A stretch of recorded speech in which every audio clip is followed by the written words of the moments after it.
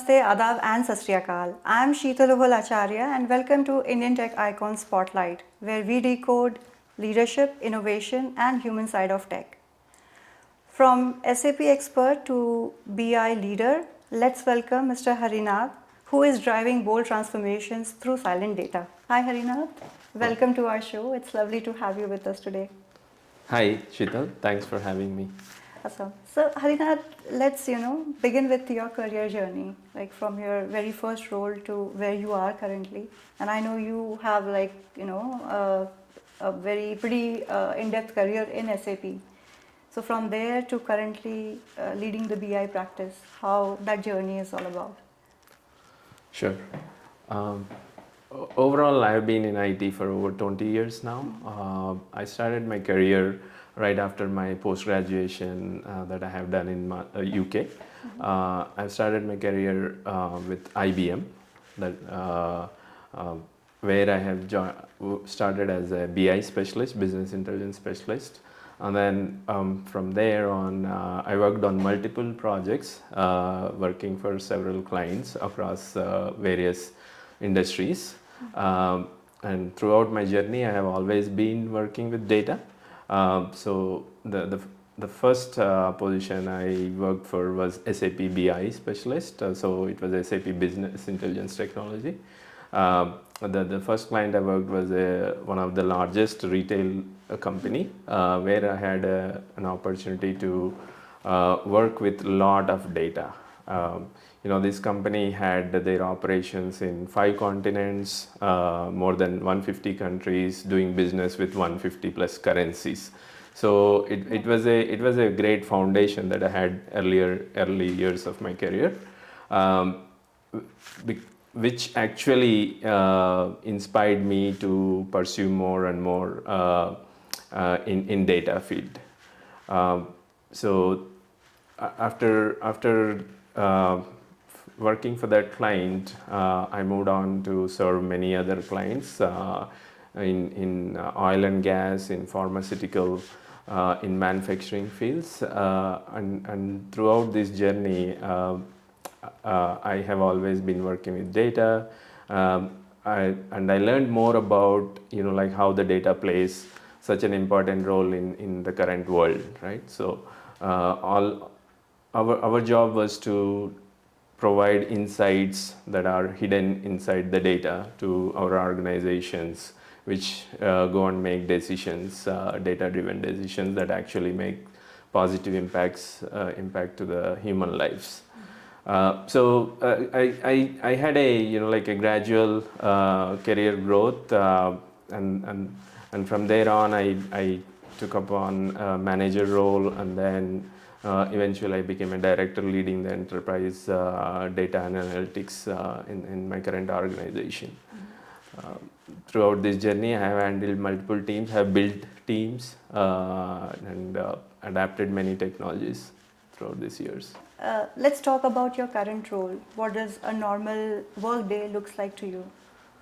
Okay. Currently, I'm working as a director for business intelligence analytics, so responsible for the enterprise-wide data and analytics. We serve, many departments within the organization. So my day starts with, ensuring all of the morning reports and KPIs are delivered to the executives so that they can make their decisions based on these KPIs. So the first thing I do when I start my day is actually I have a small checklist that I go through and ensure they're all delivered for that day. And then typically we'll have number of meetings because we are working on multiple projects. We are always busy because being a data team. There are always requests from executives or different levels in the organization asking for insights on the data that we have. So throughout the day there are number of meetings. In some of these meetings we are making decisions on our roadmap for our data domain, and we also have a small team that works on innovation. So we don't have a lab as per se, but we have our own small team where we, like we take up small initiatives. For example, AI, right? Adapting AI and how can we leverage AI in our data space. So it's like meeting with my peers, meeting with my executives, understanding their needs, understanding if there are any pain points that we can help addressing for the organization. Because we are an operational heavy company, so there is always things that are happening on the field, and like whether it can be incidents that are occurring in the field, whether it can be like any personal accidents, stuff like that. So in those cases they need data, they need to know what happened, so that they can immediately act or react to those situations and also prevent from reoccurring those incidents. Yeah, that's a wonderful kind of in-depth, you have explained it in a wonderful way what your roles and responsibilities are. You also talked about AI in data. So what excites you, about the current trend in AI and now in Gen AI? How do you see the BI, getting evolved with AI? Yeah, so I'm also learning a lot about AI and how to adapt it and how to leverage it in our own data space. Because in the past, it was always the humans who had to do the coding, who had to peer review the coding, who had to test the coding before deploying solutions into production. Right now we have AI which can do all of this. So it definitely excites me, because if we adapt AI, and if we can train the AI to do some of these repetitive tasks that we do within the IT space also, not then it can actually give us more accurate results, and it will speed up our deployment cycles. Yeah, so that's what excites me. And then apart from that, we have tons and tons of data in our systems. It is impossible for a human, or even for a team of 10 people to understand all the insights that are buried within this data, right? So AI, if we can use AI to uncover some of these hidden insights, that can bring new perspectives, that can bring new dimensions into the data, it will really be a game changer, I believe, how we are going to use the data in future. Yeah. What are the current trends in BI that excites you most, looking at how AI and Gen AI now is emerging? Yeah. So AI, we are slowly adapting the AI in our organization, and particularly in my area, that is data. There are many things that we can use AI within the data space for, right? So for example, we do number of repetitive tasks. For example, we have teams who are validating some of the data that we are sharing with our stakeholders. These are typically doing the same thing every day, every time, right? So some of these we can leverage AI to do some of those validations to make sure the data that we are sharing is accurate and catching any outliers before we share it with our stakeholders, right? And also there are other areas where we can use AI. For example, within the data there are, like always there are discrepancies within the data, and it's not possible for a human eye to catch those data discrepancies. With the rules and the knowledge that is in our brains, if we can take that knowledge and train our AI models, then the AI can actually make a big difference in bringing out the insights that are hidden in these data sets, right? So it will be a game changer in our space, just like in any other space, for example, for that matter. It will speed up the projects. It will speed up our solutions, and it will be much faster and much accurate. Accuracy will be there. Yeah. Right. And then talking about BI and analytics, based on your experience, which tools you find most effective? BI tools, a very interesting question. In my 20 years career, I have worked at least with half a dozen BI tools, because these are changing, these are evolving all the time, and some tools become legacies. Some tools do keep up with the trends, keep up with the changes or the demands from various business organizations, uh, and however, I have worked with, like I said, half a dozen tools. Right now we are using products like Microsoft Power BI. Is probably the leader in the BI space. So that's a big initiative that we are working on, modernizing our BI tool set, and Power BI is one of the tools that we are going with. My next question is again related to the BI, but again it's correlating it with the legacy systems. What are the challenges that you usually see when implementing any business transformation in the BI space, BI and analytics, when there are legacy systems? Well, one common challenge that I have encountered whenever we have taken up the new initiatives to modernize our platforms is the skill set, right? Because we are currently having a legacy platform and we are moving to a new platform. So we need the skill set on both sides. Somebody should be able to decode reverse engineer what is there in the legacy platform that can be replicated in the new platform. So finding the skill set on both sides is a challenge, because people are always, especially in the IT industry, they're always, keeping up to date with the technology trends. So they always want to work on the new technologies.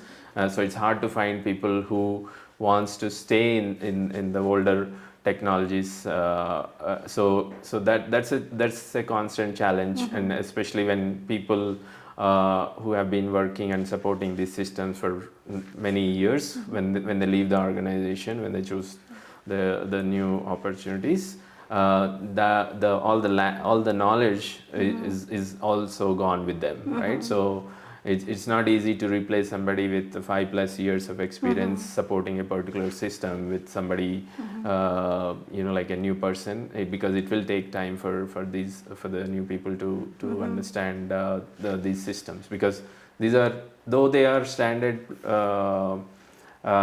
technologies, but they are highly customized based on the different organizational needs. And that's a very valid pain area that you just mentioned. Now, just talking about teams, you mentioned about it's hard to find the skill sets where we have legacy systems. So my question is more on the, talking about the building up a team for any high stake projects. Other than these technical challenges or the skill sets, what qualities do you look for in your team? So over the years, what I have learned is, these are technologies, these are skills. Given the time and given the training, people will learn. But finding the people with the right attitude and the commitment and conviction to the work is the most important quality, I will say. So the having the right attitude, be able to work with the team, be able to handle the pressure, and sometimes the work does come with some pressure and stress, because some of our stakeholders are very demanding, and I understand why they are always having urgent requests for us, because it is making difference in their decisions. So as a leader, it's my job to explain the rationale to my teams why things are urgent for our stakeholders and why we need to swiftly respond to their requests, right? So in this scenario, the AI is going to play a big role, right? Apart from the qualities that we look for in the resources that we hire, we also look for how this resource can adapt AI. It's something we are commonly looking at the moment, right? When we are hiring recently. Can this individual adapt the new technologies? Is he or she is having the right attitude and appetite towards the work, as well as learning ability, quickly learning, so that they can quickly learn and deliver the results to the organization. Yeah, not again coming to the same question on teams. Sorry. Yeah. Now let's talk about teams again. How do you resolve conflicts, if there are any, within the team members? What's your approach on that? Yeah, so it's not uncommon to experience conflicts or difference in opinions within team members, sometimes with peers, sometimes even with our leaders, right? That's natural as human beings. We all have our perspectives, we all have our reasons why we have those opinions. So I think it's a matter of, having mutual respect within the team, and giving time for others to explain why they are thinking in a certain way, and then many times you may realize actually their point is more valid than ours. There are a number of occasions that I have learned that others had a much more valid point than mine, and then we have to have that acceptance, right? We have to be able to accept the fact that based on the facts, not based on our perceptions, right? So I think that's the key. I think we have to give time. We have to understand each other's perspective and respect each other's perspective. I think we will come to a common point, common ground for sure. That's how I encourage my team when I notice a conflict, or when I notice a debate about something. If I had to intervene, I do intervene, and then ask them to give time to each other to understand each other. Yeah. And that's a wonderful perspective on managing conflicts within the team. And talking about the time management, when you have so many competing priorities to work on, how do you prioritize your tasks? Yeah, again, a common scenario that happens that we deal with every day, because we are a lean team, and we have to serve the entire organization. Especially the data is a common team in an organization for all the departments, right? So we try to prioritize the different requests that we get, or the different tasks that we have on the table. Sometimes we still have priorities that are competing, because these are from different departments. For example, we may have a request from HR department. At the same time, we may also have a request from operations or finance, right?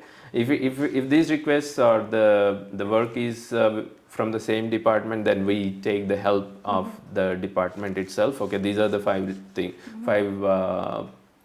requirements that we have. Can you please help prioritize? Because we can't do all five at the same time, right? But sometimes, these are from different departments, so we can't actually bring everybody onto the table. So in that case, we try to understand the value for each of the requirements, right? What is the value, that business value that these requirements are going to deliver?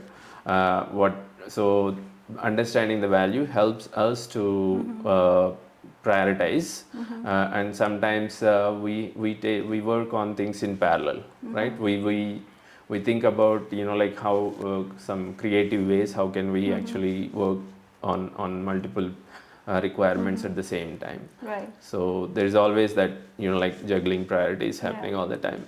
But yeah, I think that's a great approach to manage all these priorities Let's talk about your, you being evolved as a leader. You have an extensive experience leading teams.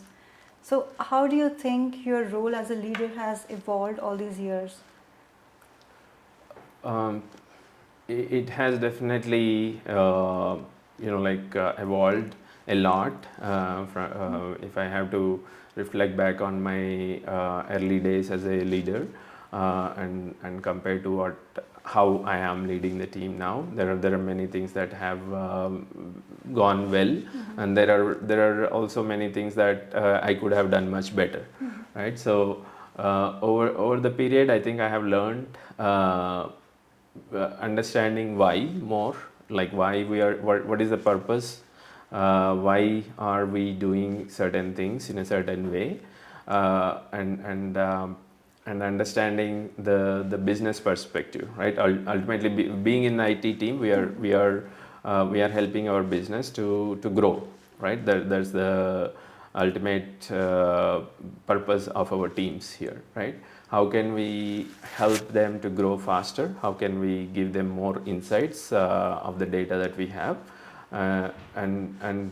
like how to stay ahead of the game, right? I think from being behind the game all the time, and now I think I'm fairly good at anticipating what can be coming in our way, so that we are prepared for those us, right? So I think I try to anticipate a lot, because I've been in this organization for a while now, so I understand the culture, I understand the um, um, requirements of this organization, and understand the vision. I think that actually this is the most important thing, right? Because understanding and aligning with the vision of the organization, right? If you are aligned, I think you will know where the next 2 years are going to be, right? So that you can actually plan better, prepare better, and then actually be kind of sometimes be ahead. It does happen often, like I like often I would have already asked my team to work on certain things, because I'm anticipating something coming from our stakeholders in the next 2 days or next 1 week. So by the time it comes to us, we are already having some of the information that we need to Kind share. of anticipating. Yeah. That's again a wonderful insight on all those core values of a leader. So Harinath, you have extensive experience in leading different teams. How do you think your role as a leader has evolved all these years? Yeah, so I have learned a lot throughout my journey as a leader. There are many things that I have acquired in this throughout this journey, right? So um, if you had asked me like 15 years ago, some of these things I might not have known, or I might not have been appreciative of. Like as a leader, I understand what is accountability, and what is diversity, and also taking pride in the work that we are doing, right? So and educating our teams is more important. Not just knowing ourselves is enough, right? So we have to educate our teams on some of this stuff. So that's what I have been doing more and more. I'm developing the teams and developing the people, and also more importantly, understanding the organization's vision and aligning ourselves as well as our teams to that vision is very important. So and also, when you understand that vision of the organization, you will also know what to expect, right? What to anticipate, and then be planned and prepared for that. So that's what happens a lot these days, because being in this company in the current company for a while, I do understand the business expectations and the operations well enough, so that I can anticipate what the requirements are, and what the milestones are for our organization. I would say empowering the team, aligning with the vision and anticipation. These are, I think, the great takeaways for being a great leader. Harinath, let's talk about your family a bit. Who all are the key anchors in your family? Um, I'm lucky in a way because I'm the youngest of the four siblings. Everyone in my family, my two brothers and my sister, of course my parents, everyone um, gave me everything extra, right? All of them wanted me to be successful. All of them wanted me to achieve new heights in the family. So they supported me. Like my sister, like when I was in grade 6, she kind of convinced my parents that I should go to one of the best schools in my hometown, and I think that made a big difference in my life. Like whom you are surrounded with always makes some difference, right? So so they have always been there for me, supporting me in every way. And then my wife and my two kids, equally supportive. I think whatever I have accomplished in my life, I think I owe a lot to my family members, and including my wife and kids. That's really wonderful to know. You have like incredible journey, and thank you for sharing all the insights, like from your professional journey to your leadership skills to your hometown and to your family. So it's been wonderful talking with you, Harinath, and we are just nearing the end of our this wonderful discussion. And at the end, we have one rapid fire round where I'm going to ask you some quick questions, and I would be expecting some quick answers on those. I will give it a try. Shall we begin? Yeah.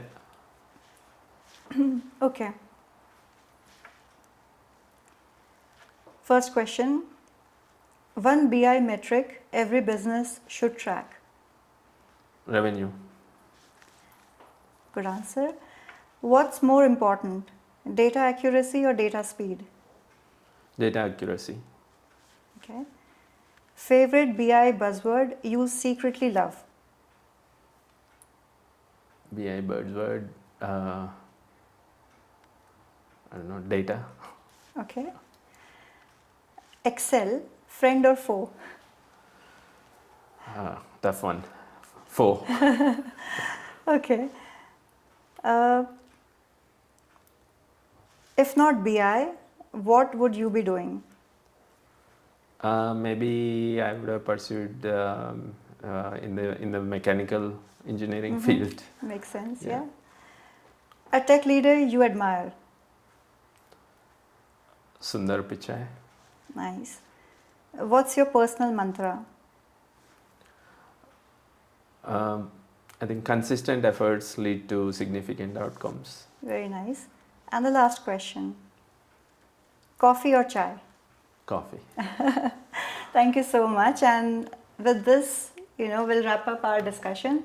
It's been wonderful talking to you, and I wish you continued success, and thanks for being on our show.